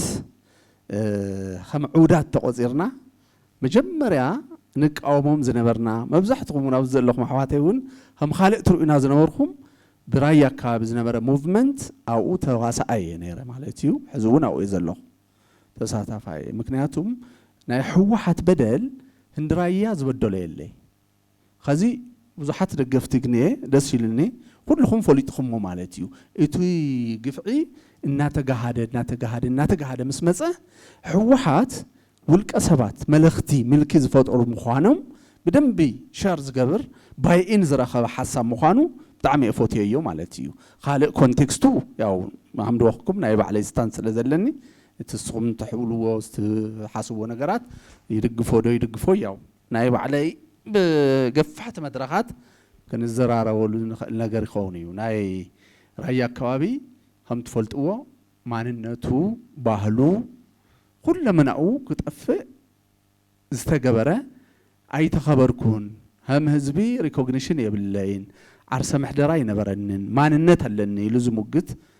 ህዝቢ እዩ ህዝቢ ራያ ከም ትፈልጥዎ ኣነ እውን ኣማማን ግዛት ማለት እዩ ዋናኡ ግን እቲ ኮመን ግራውንድ ዘለና ሕዚ ናይ ሃገር ምዃን ሃገረ ትግራይ ዝብል ኢሹ ክለዓል ከሎ ከምዝወኽሞ እዩ መብዛሕትኡ ከዚ ሶሻል ኢንተርዲፐንደንስ ቲዮሪ ዝውረየሉ ብሓደ ንሕምስ ወይ ከዓ ብሓደ ንጥሕል ሌትስ ስዊም ቱጌዘር ኦር ሲንክ ቱጌዘር ዝበሃል ሶሻል ኢንተርዲፐንደንስ ቲዮሪ ከዚ ዶክተር አብይ እውን መደመር ገለ ዝብልዎ ዘሎ ብጣዕሚ ቆንጆ ነገር እዩ ባይዘወይ ናይ ኢትዮጵያ መግለፂ ዝኾነ ሓሳብ እዩ ኣነ ብቡነ ተኸታቲለዮ ኣውሮፓውያንስ ናይ 100 ዓመት ናይ ሓደ ፊልድ እዩ ኦፍ ኮርስ ሶሻል ፊልድ ዝኾነ ኤጁኬሽናል ሳይኮሎጂ ሰክሰስ ስቶሪ ሶሻል ኢንተርዲፐንደንስ ቲዮሪ ኢሎም ኣውፅኦሞ ኣሕና ግን ኢትዮጵያውያን መብዛሕትኡ ግዜ ብኦፈራ ብቡና ምስታይ ብሓዘን ብብዙሕ ነገር ዲቨሎፕ ዝገበርናዮ ናይ ምድማር ተውት ማለት እዩ ሶሻል ኢንተርዲፐንደንስ ቲዮሪ ስለዚ ዓለም ናብ ሓደ ክመፅእ እናበለ ኢንዲቪጁዋሊስቲክ ዝኾነ ተውት ሒዝኻ ክግንፀል እየ ማለት ባይ ዘ ዌይ ኢት ዋዝ አ ፕላን ቢ ኤርትራ መጀመርያ አንጨብጭብኻ ምፍቃድ ባርነት ዶ ነፃነት ኢልካ መሃብ ፕላን ቢ ነይሩ ማለት እዩ እዞም ሰባት እዞም እኮ ደቂ ኣኮታቶም ደቂ ሓፍትናኦም ናፊቆኖም እኮ ናብ ኤርትራ ዘይኸዱ ተሳጊሮም ምኻድ ወይ ምምፃእ ይኽእሉ እዮም ዝነፍቁ ተኾይኖም ፋቅዑ እውን ተኾይኖም ምርኻብ ይከኣል እዩ ሶሻል እንትን ብምግባር ማለት እዩ ኮሄዥን ብምፍጣር ግን ህዝቢ ዘይሓሰቦ ዘይኾኖ ነገር ናይ ኤርትራውያን ሓሳብ ቀደም እውን ወደብ ኣውሂቦም ሕዚ እውን ህዝቢ ኣብ ወፅዓ ኣብ ብዙሕ ብድሆ እናሃለ ብህዝቢ ትግራይ ብሰንኪ ህዝቢ ትግራይ in the expense of lots of use ንሳቶም ክነግዱ ዳሕራይ ድማ ፊውዳል ክኾኑ ማለት እዩ ኢትዮጵያ እኮ እዩ ዘሎ ሕዚ እኮ ትግራይ ካብ ከም ዝበልዎ ዶክተር ካብ መቐለ ክሳብ ሞያሌ ዘሎ ህዝቢ ኣበይኦም ከስፍርዎ እተን ዝሰርሕዎን ደርብታት ኣይሚን ደብርታት ኦር ሳም ፕሌስ ፊውዳል ኮይኖም ግብሪ ክቅርፁ ወይ ከካርዩ ተዘይኮይኑ ህዝቢ ኣበይኦም ከእትይዎ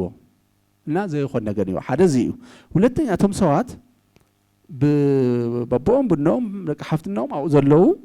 ኩሉ ግዜ ካብ ትግራይ ወይ ካብ ኢትዮጵያ ንላዕሊ ንኤርትራ ዝሕለቑ ሰባት እዮም ማለት እዩ ሶ ክፈልጡ ኣለዎ ሰው ናይ እቲ ኣጀንዳስ ናይ መን ኣጀንዳ እዩ እንደገና ህገወጥ ጉጅለ እዮም ምንም ሌጂቲሜት ዝኾነ ነገር የብሎም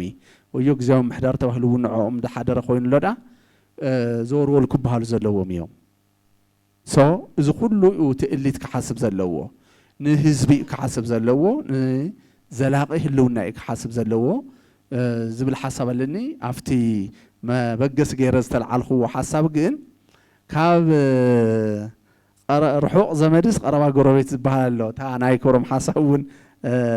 ኮምፕሊመንት ንምግባር ዝግንፀሉ ተኾይኖም ማንም ሰብ ኩሉ ራያ መግደፍዎ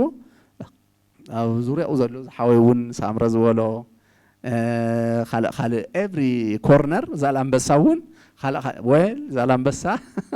ኣብ ሓደ ዩኒየን ክኾን ተኾይኖም ዝክብሮም ኣይፈልጢ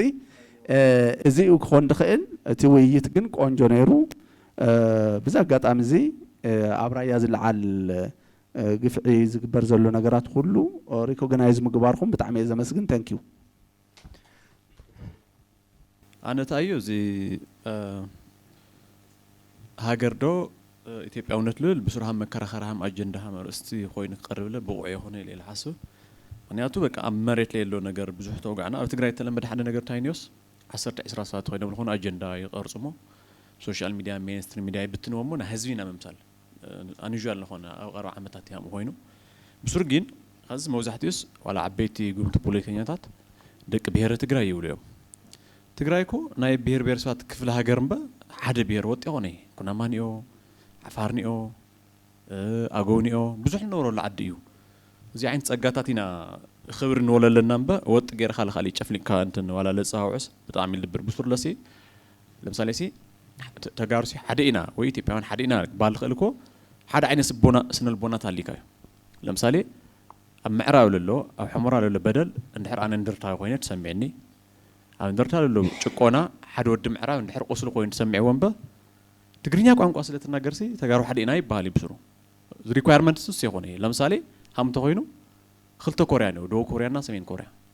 ሓዊ ዓይኒ ሓመድ እዮም ክልተ ሱዳን ነው ክልተ ሶማሌ ነው እንዲያም ሃይማኖት ይቃሪ ዘስም ታኾይነማ ሓደ ይኾኑ እንድሕር ቋንቋ ሓደ ልገብረካ ለምሳሌ እስከ ትግራይ ውጭ ሲ ኣብ መላ ኢትዮጵያ እስከ 2 ሚሊዮን ነዋር ነው ኣብ ኦሮሚያ ጋምቤላ ለሎ ግዚያው ለምሳሌ አምሓርኛ ይናገር खाली ቋንቋ ይናገር ከዚ ቋንቋ ሲለን ለረሳስ ትግራዋይነት ማንነቱ ረሲዕ ማህዲ እንድሕር ቋንቋ መሰረት ማንነትና ኮይኑ ሓደ ቻይናውስ ኣብ ትግራይ ሞጽ 10 ዓመት ተቀሚጡስ ትግርኛ ተተላሚዱስ ትግራዋይድና ንብሮ ቋንቋስ ዘ ኦንሊ ሪኳየርመንት ዲዩ ኣነ ይመስለኒ ምክንያቱ ንገንጠልልስ ሪኳየርመንትናት ቋንቋ እንገብርና ሓደ ዓይነት ብሔር ስለኮናስ ሓደ ተስማዕሚና ነብርና ይብል እዚ ሕሾት እዩ በሃይማኖት ንፋላለ በኢኮኖሚ ንፋላለ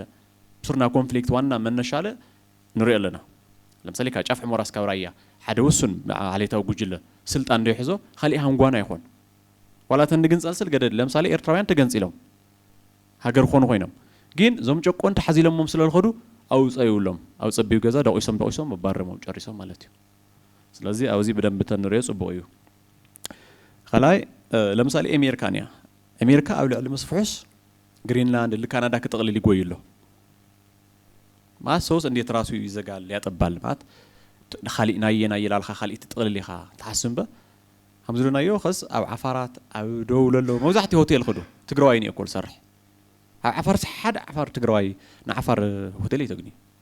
ما تقرواي سن البوناس سفيحي أو عالم تبتينا نصرح إنا ندلي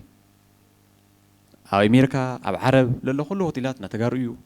سلازي أنا حناسي ناي أنصارنا هزونا تياك إسلام تاينا دو نوليو لمثالي عدوا خد أوراي خد من درتاخد حد حرستايسي لمثالي سي هاجر تقراي قدمايسي أو تقراي أنا حنيرني للا أجنداسي هاجر تقراي يدولس أوزيني أديني با أنا حس هاجر لمسرة تزودو خال أي هاجر يليو تايم مالتيو لمثالي كو إذا ناس أو راعيك في الزون إني أبسينا نقصنا ينتول تلص أبسينا هذا نحس يتبعي مسرتنا نحنا تسعرين الناس إن البوناسي اللي متعينا لمثالي هم زي حدك زي دكتور جوريس والو ولدناكو كولد سلاسي جمير خا فاروس روبيل فارس عوي تكلو جورجيس عوي ولا بنا هيمانوت ريفولوشنر يوستاتيوس كلهم ان دوره بيزن مسرتنا ايرترا قدام لاوني ناس او اندرياس زون كلهم عبيت يعدي ليقاونتي ابوات نغوسات ايثيوبيا الجز نر محورس فطير كاسي انا كودي كليه خزا عد زي سل المانم لملكته الايثيوبياس ناي الخاو كند درت خنفي خم كرخر تسعراينتنا تغنصالينا سن البونا تتقرينا يولي ثانك يو صبو سلازي انا لما عندي بتعمي حقوسي حدا حتى قلت على النجارني نبع عليه مالتيو بعد كم دي عينت سنة مقبار ديسبلين اللي هو حيلنا هالليسي وين من تايا تقراي او زخل عنك اللي اتيا لول كوز مدرخ زي ريا زخل عاق من هالليسي من تايا تقراي تفل من تايا متقارو اللي بتمر له لول كتمول لسلي قصار خالي معلت له مالتي يا هم حتى كاو كان خلت ارمات مثلا دلي خونت له حنتي توقتاوي اجندوسي حز هاجر بللي لبل تلعل نطبي وا نحن 7 مليون تقراويتي هاجرنا ولدنا جروب بزحات نيو سلازي نعقوم قرامات مهاوله بتاع وصاني لبل حسابني كاو قصيل ما اوزي بسر هاجر تقراي لبني ادي سب قال لبل ما تلعيدو وا اسكع حزوكو نحنا ايثيوبياوياننا لبل تريرو نقدم زمصسبكو بتاع وحداتنا بقصرنا سلازي اتوم خالوت ايثيوبياويان سي انيو زهاجرنتون لو معنت اجندانا ايكونن خالي اجندنا زول تغارو نيو نحنا ون ايثيوبياوياننا كاب ايثيوبيا كنوص اي نخلولو تغارون አለው እዩ ንምባል ኢና ዝመድረክ ኢትዮጵያውያን ማለት ስለዚ እዚውን ከም ዕድል ክንጥቀመሉ ስለልግባእ እዩ ነቶም ካልኦት ኢትዮጵያውያን ማስካ ሕዝብ ሕወሓትና ተወኪልና تتقراوينة حواحت يوكلوا حواحت ما تقراوي ما حواحت توهيلو ن50 عامات هم تقول لنا ركب مدرخ مالتي ስለዚህ እዚ በአግባቡ ተረዲና ቀጻላይ ግን ዝመድረኽ ዝቀጻላዩ ክትድግፉዎ ኣለኩም ዘይተላዓሉ ወቅታዊ አጀንዳታት ብወሙን ካብዚ ገዛ ዘለኹም ዓበይቲ ሰባት ጽሑፍ ሒዝኩም ምቕራብ ትኽእሉ ኢኹም ንሕና ለ ዝመድረኽ እዚ ክነቕጽሎ ቃሌ ኣቶማቲ ብጣዕሚ ሕጉስየ ቴንኪዩ ክብረት ይሃለይ ናብ ክብሮም ኣነ ይቅርታ ብዙሕ ኣይሰልቸኩም እተን ክብለን ዝደሊ ኣነ ፐርሰናሊ ተሳኺዕለይ እዩ ክንድሌታ ዝተበላሸወት እንትትኾን መጀመርያ በእንግሊዝኛ ጽሒፈዮ ክትርጉማ ከለኹን እሽተይ እንትን ነይራ ኣነ ታርጌት ዝገበርኩ ኣቺቭ ገይረ ያው ወይከሓወይ እውን እንትን እንዳበለ ማለት እዩ ሰለስተ ነገራት ጥራሕ ከቀርብ ዝደሊ እታ ናይ መጀመርያ እዚ ናይ ሃገርነት ዝበሃል ሕቶሲ ኣጀንዳ ድዩ ብጣዕሚ ዘቕሱልና ኣሕዋትና ራእይ ከይህልዎም ኣብ ዓዶም ኣብ ኢትዮጵያ ተረጋጊዖም ሰሪሖም ምስ ብልጽግና ድዩ ምስ ዝመርሕ መንግስቲ እንዳተቀራረቡ ተቀራሪቦም ተደራጅዮም ህይወቶም ከየመሓይሹ ብጣዕሚ ሚስማር ዝኾነ ዝተበከለ ኣየር እዩ ኣብዚ ናይ ትግራይ ፖለቲካ ዘሎ ማለት እዩ እዚ ክብለኩም ከለኹ ከም ፖለቲከኛ ኮይነ ይኮንኩን ናይ ፖለቲካ ፍሬም ገይረ ዝመጻ ኮይኮን ፖለቲከኛ ኣይመስለኒ ንባዕለይ ካልእ ኢንተረስት እዩ ዘለኒ ኣብ ቴክኖሎጂ ማለት እዩ ስለዚ የለን ከምዚ ዓይነት አጀንዳ ይኮነን ኣይመስለንን ኣይቀበልን እቲ ካልኣይ ነገር ከዓ ማንነትና ክጭፍለቕ ይኽእል እዩ ዝበሃል ኣተሓሳስባ ኣሎ ኣብዚ እውን ተላዒሉ ማንነት ትግራዋይ እንደውም ብትክክል ሃንድል ጌርናዮ እንድሕር ኮይና ብጣዕሚ ክስፋሕፍሐሉ ዝኽእል ዕድል ኣሎ እዩ ካብ ኣሸንዳ ጀምሩ ካብዚ ኣብ አዲስ ኣበባ መፂና ዘሎ ናይ መጋግባ ስርዓትና ኣከዳድናና ምስ ሰባት ዘላ ኢንተራክሽን ሓደ ነገር ክነግረኩም ፖለቲከኛታት ዘይክዛረቡ ስለዘይጥዕሞም ክዛረብዎ ስለዘይደልዩ እምበር ማንም ኢትዮጵያዊ ምስ ትግራዋይ ክሰርሕ ምስ ትግራዋይ ተሓባቢሩ ክፈጥር ፋብሪካታት ክውንን ዘይብህግ ኢትዮጵያዊ የለን እታ ወይን ሓቢርና ኩልና ካብ ፖለቲካ ወፂና እታ ዝተበከለት ኣየር ነወግዳ ስለዚ የለን ናይ ሃገር አጀንዳ ዝብል ንዓይ ፐርሰናሊ ምናልባት ከተረድን እንድሕር ክኢልኩም እንትን ካልእ እዛ ተለዓለት ሕቶ እቶም ናይ ፖለቲካዊ ድርጅታት ማን ነው ኣብ ትግራይ ኮይኖም ፕላን ቢ ኢና ንብሎም ኣብዚ እውን ሓደ ሓወይ ፕላን ቢ ኢልዎም እዩ ፐርፌክትሊ ፕላን ቢ እዮም ዘቕረብዎ እውን ናይዚ ሮስቶው ሞደርናይዜሽን ቲዮሪ ምናምን ዝብል ኣብዚ ጽሒፈየ ነይኹም ፐርሰናሊ ፊት ለፊት ይሪኦ ኣለኹ ንዓኹም ዘይምስልቻው ኢለ እንትን ገይረያ ማለት እዩ እሱ ምስ ፖለቲካ ምንም ዘተሓሕዝ የብሉን ናይ ኢኮኖሚካል ሪቮሉሽን ሓደ ኣሜሪካዊ እዞም እንታይ ዝበሃል ዚ ናይ ኮሙኒስት ኣተሓሳስባ ናይ ኮሙኒስት ኣተሓሳስባ ኣሜሪካ ኣብ ካልኦት ዓድታት ከተሰርጽ ምስ ደለየት ናይ ሴኔት ሚኒስተር ዝነበረ መኻሪ ዝጽሓፎ መጽሓፍ ኩለን ካፒታሊዝም ንምቁጽጻር ዝጽሓፎ መጽሓፍ እዩ ኣብዚ ኣሎ ካልኣይ ተን ናይ ዶክተር ንዘይ ምሽማይሌ ተን ማንነታት ገለ ዝብላ ብተደጋጋሚ ጽሒፍና ኣሎም እያ ብውሽጢ ብጣዕሚ እዮም ዝከራኸሩና እሱ ምድጋም ስለ ዘይደለኹ ኣጀንዳኡ ግን ኣይኮነን ዝብል ኣይ ዶንት ቲንክ ሶ ምክንያቱ እንድሕረሊ ከዓ ኣነ ንምቕባል ድልው እየ እቲ ዘለዓልኩሞ ማለት እዩ ካሊእ እቲ ሓሳብ ንክንሸራሸር እቲ ሓሳብ ከምዚ ክንዘራረብና ክንጅምር ኦፕኒንግ ክንኸውን እዩ ነይሩ ታርጌተይ ኣነ ሓንቲ ደጋጊመ ዝብላ ሓንቲ ዝኾነት ብቕዓት ኣለና ፖለቲካ ኣስተያየት ምሃብ ካብ ዝጅምረሉ ዘመኑ ብጣዕሚ ብሰከንድታት ናይ ዓለም ሪሰርች የምፅኡ ኮፍ ስለ ዘብል ንኣብነት ሽሞም ምፅዋዕ ዘይክልን ይኽእል ኣብቲ ብራኸሸው ትዛረቡ ነብሩ ሰባት ዝተዛረብዋ ቃል ኦዲኣ ይወስዳ ስለ ኢዛና ንኣብነት ናብ ሰለስቲኦም ሰይደሎም እየ ኣፎም ዓፅዮም እዮም ነዚኦም ክልተ ዶክተራት ምላ እንትን እታ ኦዲዮ ወሲደያ ያጌታቸው ይፈልጥ ኣነ ብሰከንድታት ሲ ናይ ዓለም ሪሰርች ኣምፅእ ኮፍ ከብል ምስ ፒዲኤፍን ምስታ ናይ ንጉስ ኢዛና ሰዲደሎም ካብኣ ትንፍሽ ይበሉ ናብ ፀርፊ ማለት እዮም ብራርያ ኢሎም ስለዚ እንታይ ኢና ክንገብር ዘለና ኣብዚ ዘመን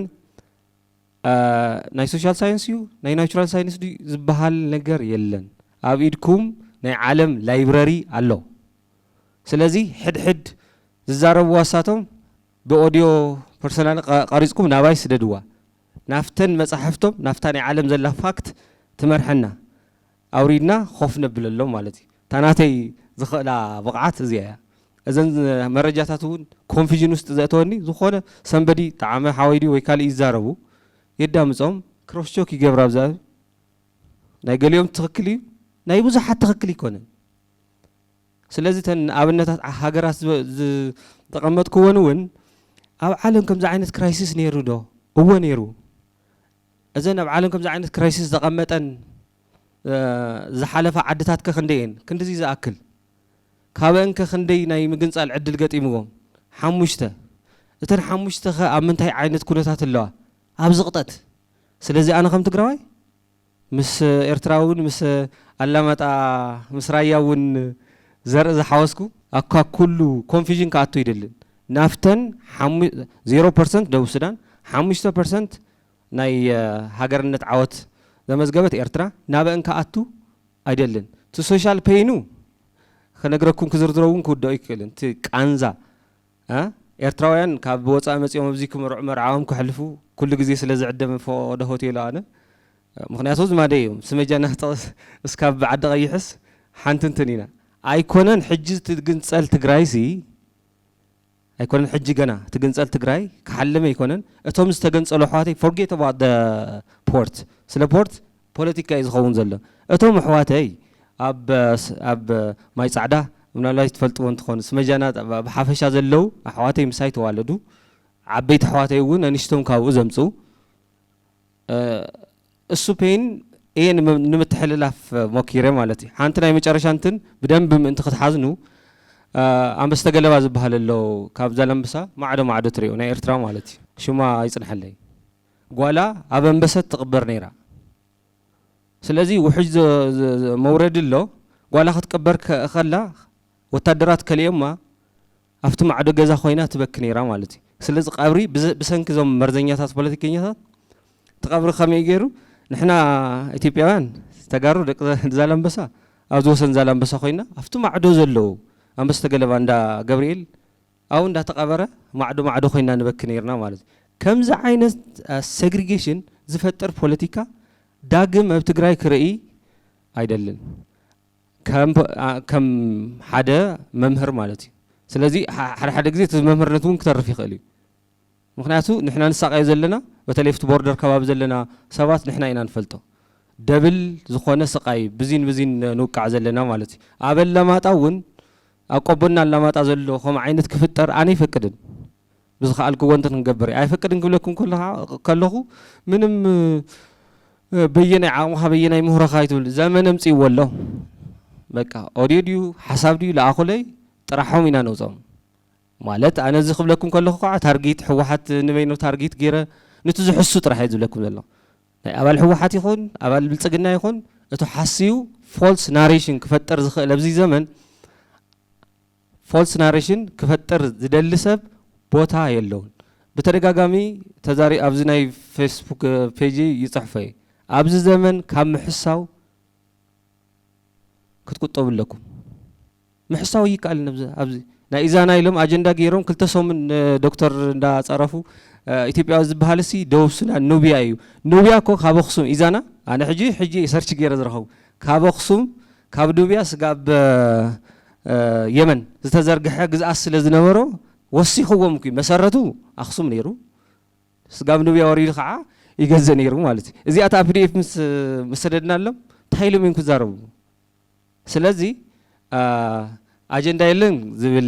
خبلك يلين تا identity خاء أنا من الوقت كيوس identity زبالك عخم تقرأي أنا حدا محراي حدا أورمو بزعبها قرنت خاتعو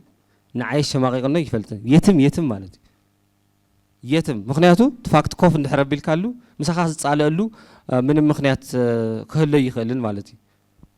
تحق تقمطلو بتحق ترادا مالتي مጨረሻ ከዓ ንሕና ቅንዕና ዘለና ከምቶም ጻዕራማትና ንፍዓት ተጋርሕዋትና ብዘይካዞም ምናምን ዝነኻኸው ከምኦም ተፈተውቱ ምዃንና ብምሉእ ልቢ ኢንስቲትዩሽን እሳይ ኣነራናት ኢንስቲትዩሽን ክንሃንጽ ኣብ ኢትዮጵያ ምስ ኩሎም ኢትዮጵያውያን ዝብድለና ናይ ብልጽግና ካድረን ድሕረልዩ ዝብድለና ናይ ብልጽግና መንግስቲ ድሕረልዩ እንታይ ኢና ክንገብር ዘለና ምስኦም ብሙሉእ ልቢ ተንጠልጢልና ኣይኮነን በቃ ሃገረ ትግራይ ምናምን እንዳበልካ እንትን ኣይኮነን ተሃገርነቱ እውን ኣነ ይጸሎን ግን ኣብዚ ሕጂ ዘሎ ናይ ትግራይ ናይ ፖለቲካል ሴቲንግ ኮይንካ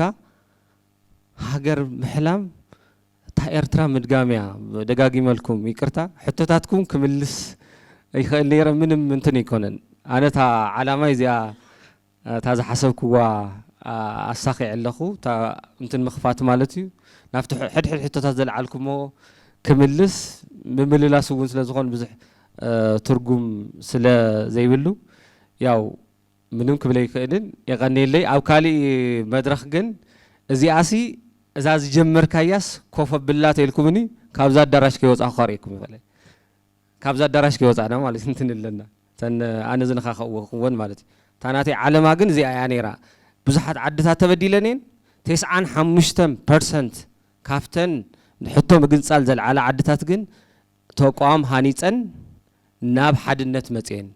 እተን 5% ፌል ገይረን ስለዚ ፌል ከይንኾን ምስ ኢትዮጵያውያን ሓቢርና ኢንስቲትዩሽን ንህነፅ ዝብል እዩ ነይሩ የቀኒለይ